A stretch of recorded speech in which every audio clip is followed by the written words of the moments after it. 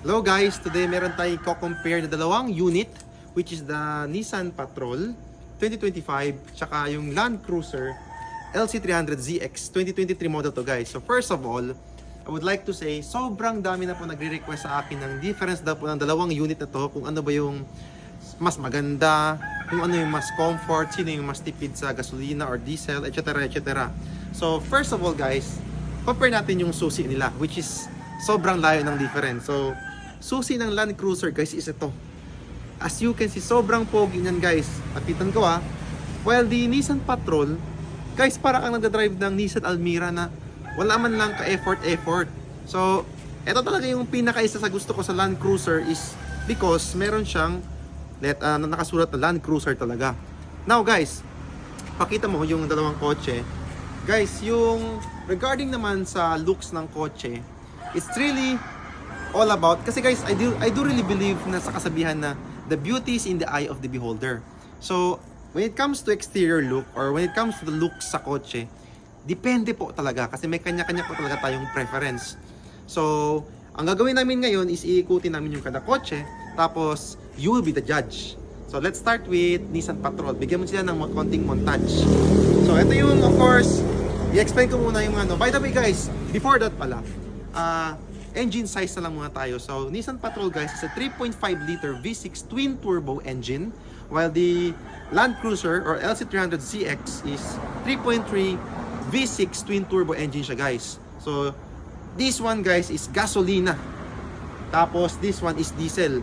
So, may kanya-kanyang pros and cons yan. Me lang, I do really prefer yung gasoline over diesel because meron akong mga bagay na ginagawa sa kotse. Like for example, gusto ko matulog, I would prefer the gasoline one kasi pag naka-start yung engine na guys, I don't feel any vibration. Like literally pwede akong humiga, matulog peacefully nang hindi nagbabarate masyado yung kotse. While the diesel guys, medyo malakas kasi yung vibration ng engine kapag diesel engine, but in exchange with that, of course mas mura po talaga si diesel sa Pilipinas compared sa gasoline. So yun na nga guys, meron talaga sila kanya-kanyang pros and cons, but let's start with the exterior talaga. Check natin, of course, Nissan badge, sobrang ganda guys, super white both of them. So luckily white yung nakuha ko sa dalawa, kaya medyo maganda yung comparison kasi parehas lang white. Of course, we have here the photo light na nailaw, dalawang park light guys, kumbaga sobrang ganda tingnan, napaka premium and exclusive siya tingnan, and very konti pa lang guys yung kumaga dumadaan or nakikita nyo sa road. Like, di siya everyday na nakikita nyo sa road. Like, once a week na ako guys, nakikita ko si Patrol. While the LC300, medyo almost everyday nakikita ko siya. So, front naman ng Land Cruiser 300 guys, is ito naman siya. Of course, the big Toyota logo, tapos naka-photo light din, which is ang maganda sa kanya guys, yung signal lights niya is running light siya. Kumbaga, nagda-loading, while this one is very simple, blinking lang siya. Yun ang nagustuhan ko dito guys sa exterior. Tapos pwede mong ikutin, pakita mo sa kanya si Land Cruiser muna, the whole body. Yan. Ito guys, by the way, naka-mugs na yan. Tapos of course naka 360 din yan. So ikutin natin. Keyless feature, andyan lahat yan, kompleto. Yan, ito naka-body kits yan guys. Body kits pa lang ni Land Cruiser is sobrang mahal.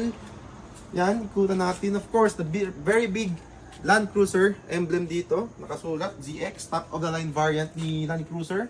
Tapos dito naman tayo sa kabila. Sa ano naman tayo guys, sa Nissan Patrol naman tayo guys. Let's check it out here. So guys, medyo madumi kasi nakapark na to, hindi ko na nagamit masyado. First nakalagay guys, V60, sobrang ganda guys. Sobrang laki ng mugs, 20 inches yung stock niya. Tapos 360 din of course. Tapos check natin yung interior guys Patrol, big badge. Tapos another here, word na Patrol, sobrang ganda guys, LE. Ito yung top of the line guys sa Philippines kasi sa ibang bansa meron pa silang tinatawag na Platinum. So let's check it out, keep going. Yan. So yun guys, yun ang difference ng exterior nila. So ngayon, papasok naman tayo for the interior tsaka features ng mga kotse. Guys, let's start with the Land Cruiser. Pakita ko sa inyo yung interior niya. So first of all, ito yung pinakamaganda sa Land Cruiser guys. Meron pa siyang accent na ganito na parang wood accent. Yung sobrang ganda. Tapos control niya guys is nakalatag yan dito with 3 seats control na save na pwede nyong gamitin. And then let's check inside naman. So, ang pinakamaganda dito guys, pag nag-start yung kotse, when you're using Land Cruiser, you have this startup, pakita mo. Land Cruiser, sobrang ganda guys, as in, feel na premium siya. Tapos malaki din yung screen niya guys dito. Tapos naka 360, a lot of controls here. But guys, ito yung pinaka biggest difference na naman ng dalawa. The sunroof. Look at it guys. Etong part lang na to is very small lang, but it's just for the passenger seat tsaka lang driver lang yung size niya. Hindi umaabot hanggang dun sa likod. Not unlike dun sa kabila, makikita nyo maya gaano kalaki, gaano kahaba yung sunroof, moonroof niya. Tapos guys, of course dito, ito rin sobrang ganda niya. Meron kang cool box. Malamig talaga to guys, as in lumalamig talaga dito yung mga tubig nyo or whatever you want to put here. Yan, tapos pwede natin i-open dun sa kabila. Yan, sobrang ganda guys. So basically that's the interior sa driver and passenger side. So punta tayo dun sa kabila. Ito, open natin dito. So yan guys, yung second row. As you can see, walang sunroof nga. Walang sunroof dito sa likod. Di na umaabot dyan. Tapos napaka-basic sa likod. May aircon controls, cigarette socket, 2 USB-C na charger. And yun guys, tapos check natin yung sa likod. Ito guys, yung likod niya. Matic tailgate. Yan. 7-seater to guys. Bali, 1, 2, dalawang headrest lang meron dito guys. Sa kabila naman, sa Patrol, meron siyang 3 headrest sa likod. Which is makikita nyo mamaya, ang ganda guys. Tapos ito guys, automatic. Merong button yan dito para maiangat yung chairs sa likod. Yun siya guys. So meron din siya pala guys, by the way, sorry. Yung 100 watts na charger, meron siya dito. Kabila, wala. So close natin to guys and let's proceed sa Nissan Patrol naman tayo. So now guys, si Nissan Patrol, check natin siya. Gaano kaganda yung interior ng kotse na to. So pagpasok nyo pa lang guys, makikita nyo kagad yung sobrang unique na interior color niya. Tapos of course guys, meron siyang dalawang memory seat. Pakita mo siya dito. Tapos controls niya guys, very simple lang din. Tapos when you start the engine, ito yung mag-greet sa inyo. Pakita mo yung screen. By the way guys, sobrang laki ng screen niya. Yan, pag start nyo, ito yung mag-greet sa inyo. Pwede nyo adjust yung brightness dito sa side. Yan. Pwede nyo i-change yung color, depende sa gusto nyo. Tapos may nakalagay, welcome Andre. Tapos manibela niya guys, same with Land Cruiser, sobrang lambot. Tapos you have a lot of controls here. Tapos you have here also this one, sliding siya. And then guys, ito yung pinaka-weird sa kanya kasi wala siyang parang knob na pwede mong hawakan para ma-change yung park, reverse, drive. Kasi button lang talaga to guys, pipindutin nyo lang. Not the same with other cars na meron kayong knob na pwedeng i-change. Tapos electronic parking brake siya, same with Land Cruiser. Tapos of course, cool box. Sobrang lamig din na to guys. Sobrang laki compare sa LC. Tapos ito na guys. Ito yung pinakamalaking difference na nagmamatter din talaga para sa akin. Kasi big sabihin guys, sa Land Cruiser, ganito kalaki lang yung sunroof niya. Ganyan lang guys. So kumbaga, yung mga nakaupo sa likod, hindi mo love. Kasi maliit lang. So, tingnan nyo guys, expand natin, gaano kahaba yung sunroof, moonroof niya. Ganyan siya kahaba guys. Love mo hanggang sa second row. Hindi ka tulad sa Land Cruiser, love mo lang yung first na nakasakay sa passenger side mo. So, yun guys. By the way guys, meron siyang free na parang dashcam. Although hindi nagre-record to. Meron siya guys oh. Free na yan guys, free na yan. Yun ang nakikita kasi medyo madilim dun sa likod.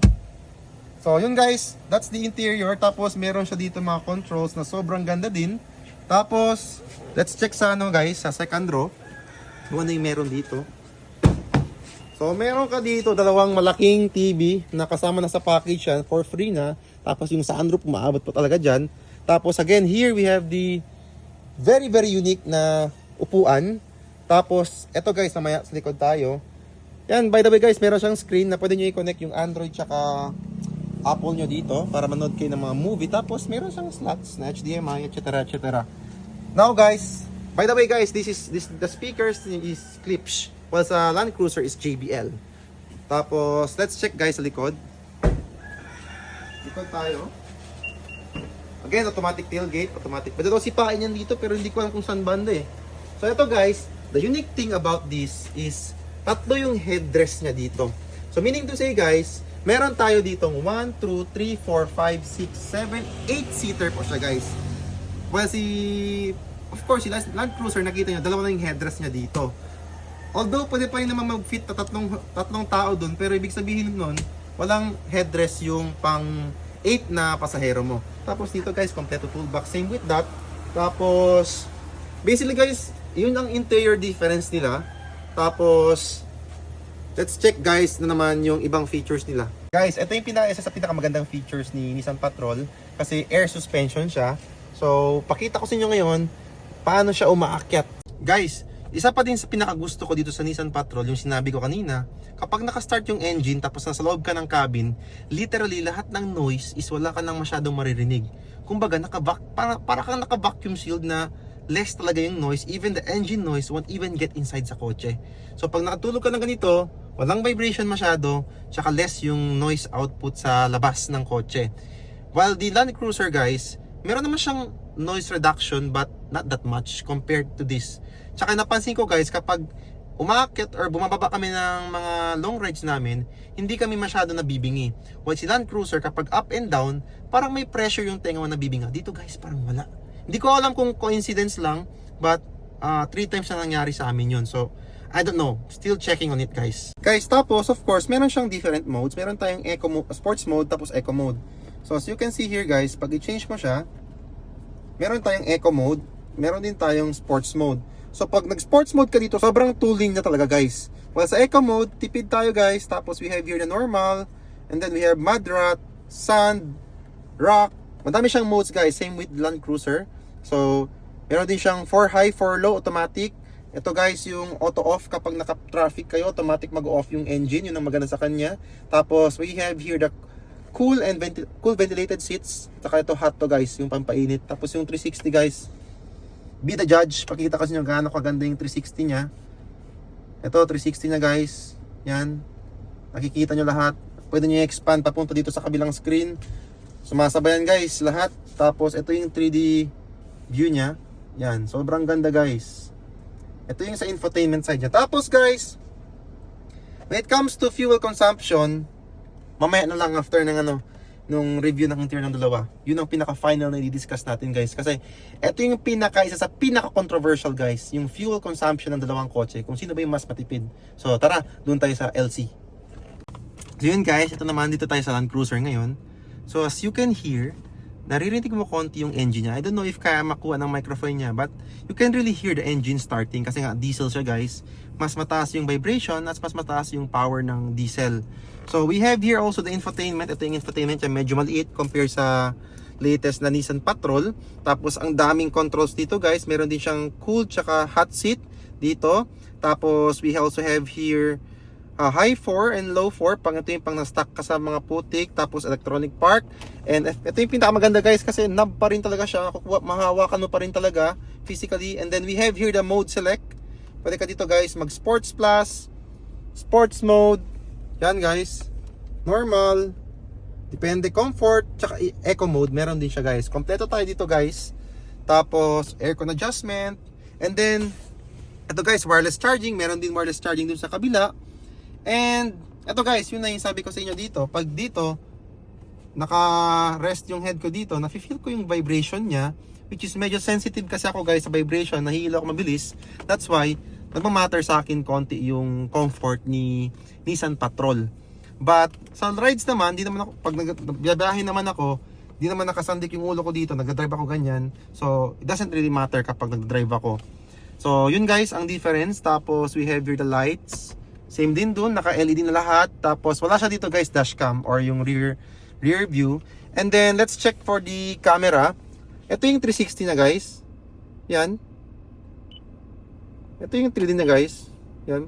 Ganyan yung pormahan niya. Pwede mo i-change yung kotse. So but basically that's it. Tapos pag reverse mo, ganyan, makikita mo 3D view. Tapos ito yung reverse camera niya. So napaka basic. Yan yung 360 guys ng Land Cruiser 300. So even sa mga latest model na 2025 is the same pa rin yung 360 niya. So naka JBL para sa guys, JBL yan. Pakita mo yung JBL nila, JBL speaker yan sila. Tapos yun guys, ang pinakamaganda sa mga Land Cruiser, sa mga Toyota, meron pa silang old school na DVD, CD dito guys na pwede nyong ilagay na may port kayo. Tapos, worst case that I don't like about Land Cruiser is wired yung Android tsaka CarPlay. Yun ang pinaka-annoying dito sa coach na to. Sobrang mahal, luxury, but wired. So, at unlike sa kabila, wireless, pagpasok mo pa lang, connected agad si cellphone mo. That's the good thing about it. So yun guys, nakita nyo na yung exterior, interior, tsaka yung mga features niya. Now, the most important thing, ano nga ba yung mas maganda? So before that, I would like to discuss muna yung difference ng gas consumption nilang dalawa. Tapos next is yung gonna be the comfort, kung ano ba yung mas komportable, ano ba yung mas feel mo na mas pang mayaman talaga. So first of all guys, consumption sa fuel, Land Cruiser 300 is a better choice. First of all guys, diesel, mas tipid siya, mas mura siya sa mga gasoline station as you all know. Tapos, mas tipid talaga si Land Cruiser compare sa Nissan Patrol 2025. Kasi first of all, doon pa lang sa price ng gasolina, mas mataas na siya sa diesel. That's why doon pa lang panalo na to when it comes to fuel consumption. But, yun na guys, kanya-kanyang pros and cons yan. Ito naka air suspension, ito naka normal na suspension. But the problem din dito, although high-tech siya, naka air suspension, baka sooner or later mabilis din masira. Tapos dito, of course, Toyota, being Toyota, gusto nila yung pang malakasan, pang matagalan. That's why they stick to this one. Hindi siya nag-air suspension, not unlike with this one. But air suspension has also a benefit. Kapag naka-high speed ka, 100 above yung speed mo, yung kotse from level 3, kasi 4 levels yung suspension na guys. Level 1, 2, 3, 4. So pag naka-normal lang takbo mo, yung level ng suspension level 3, ibig sabihin mataas ng kaunti. Kapag nag-high speed ka, bababa into ng level 1. Level 1 lang siya guys. Ibig sabihin, yung hangin na papasok sa kotse is much more lesser. Kaya mas efficient yung air flow dynamic ng kotse once naka 100 above speed ka na. And then next naman guys, sa comfort. So saan na daw yung mas comfort? Actually guys, I've been using this one for quite some time and this one as well. Medyo mahirap talaga guys sabihin kung ano sa dalawa yung comfort. Kasi guys, both of them has a very very great suspension. Siguro ang masasabi ko lang, yung suspension ni Land Cruiser is medyo mas malambot compared dito. But comfort, depende guys eh. Kasi yung iba magsasabi na ito sobrang lambot na sobrang bounce sa mga bagsak. Well, this one is medyo matigas ng kaunti compared dito. So in reality guys, it really depends sa user. Kasi personally ako guys, ang nagustuhan ko na suspension is this one sa Nissan Patrol. But nung na-try ko to, sabi ko din sa sarili ko, medyo malambot. But depends din saan ako dumadaan. Pag sa highway lang, both of them naman is very very comfortable. But kapag sa mga bagsak, I would really prefer this one. But yung iba naman, yung mga friends ko na nakasakay dito, they said Land Cruiser 300. So confusing pa rin talaga siya guys. At the end of the day guys, kung papiliin ako, let's say I need to save one kasi yung isa dito sa dalawang kotse na to, malulubog, mahulog sa dagat, masisira. Ano yung pipiliin ko? Land Cruiser, this one, or the Nissan Patrol 2025? Actually guys, even me, sobrang nahihirapan ako. As in, both of them, kaya sabi ko, why not both na lang? But yun na guys, if you're gonna ask me, if nangyari sa akin, let's say I have to choose one only, ano yung isa-save ko dito? Siguro it's gonna be the next video na lang.